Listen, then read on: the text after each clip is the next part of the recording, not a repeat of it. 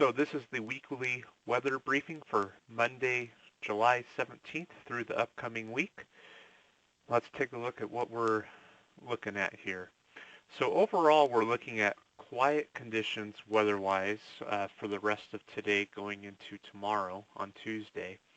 Tuesday evening, we do have a isolated thunderstorm threat over the North Washington Cascades and the Blue Mountains. And then Wednesday night and Thursday, we see a more substantial system coming through that's going to bring windy conditions by Thursday afternoon, as well as a chance for some thunderstorm activity.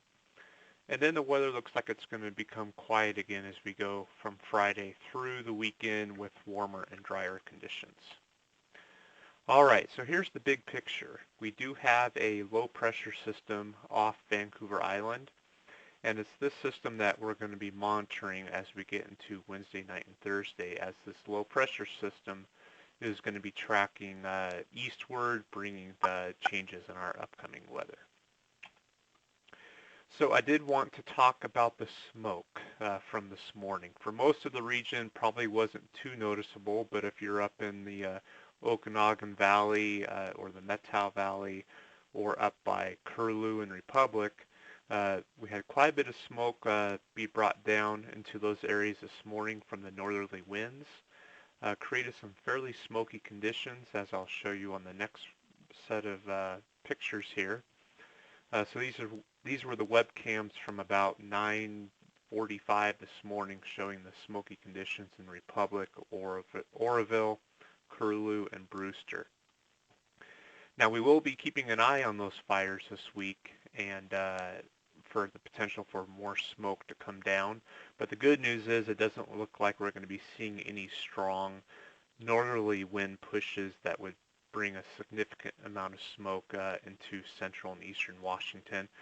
These areas that you see here may occasionally get impacted by some smoke, but we're not expecting any widespread impacts from smoke over the region from the British Columbia fires. All right, so moving on to Tuesday evening. This is when we see our first chance for some thunderstorm activity this week. It looks like the chances are going to be from the Blue Mountains going into the Lewiston area and the Camas Prairie and the Clearwaters. We're also going to be seeing a slight chance over the North Cascades. Given how dry the fuels are, we could see some new fire starts. But at this time, it's looking like lightning activity is going to be isolated in nature, so we're not anticipating any fire weather highlights from the lightning for Tuesday evening. Now, Wednesday night and the Thursday morning, we're going to be looking at a more widespread threat for lightning, and these would be the high base kind that probably wouldn't produce a lot of rain, which raises the concern for new fire starts, as well as gusty winds. We're going to be monitoring this closely over the next 24 hours, and it's possible that we'll need some highlights for the lightning. Right now it's looking like it'll be more isolated in nature, but maybe a little bit more activity up near the Canadian border. But again, we'll be monitoring that as we go in through the next 24 hours. All right. Now, so that was for Wednesday night and Thursday morning. By the time we get into Thursday afternoon, we're going to see a push of dry air and windy conditions move across the Columbia Basin and the Wenatchee area. And then the thunderstorm threat by the time we get to Thursday afternoon is mainly just going to be across the northern mountains. So again, this does raise concerns for fire weather conditions, where if we do get any lightning starts Wednesday night and Thursday morning from the lightning, and then it's followed by the windy conditions, the potential would exist for some rapidly spreading fires, depending on how many fire starts we get from the lightning. All right, and here's the expected wind gusts Thursday evening, and these conditions will be felt pretty much through Thursday afternoon and evening, but it's the evening hours when we're expecting the strongest wind gusts, which is why I grabbed this particular graphic. So we're looking at wind gusts generally between 25 and 30 miles per hour across the upper Columbia Basin, the Spokane area, the Palouse, and in the mountains, but closer to the Cascades and our typical windier spots like Wenatchee, we're looking at wind gusts 35 to 40 miles per hour. All right, so here is the 7-day graphics for the region.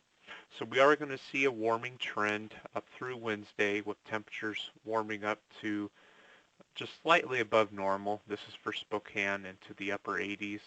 And then we'll see a cool down behind that the Thursday system, which is going to drag a cold front across, with temperatures dropping back a little bit below normal. And then as we go into the weekend, another warming trend with highs back above normal. So seeing kind of a roller coaster with the temperatures this week.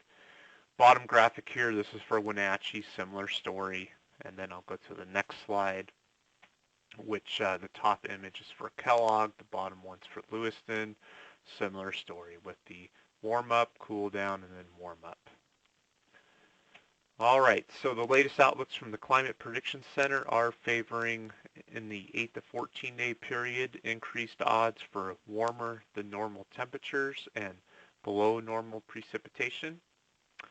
And as always, you can follow us through social media on Facebook, Twitter, and YouTube. So thanks for listening into this briefing.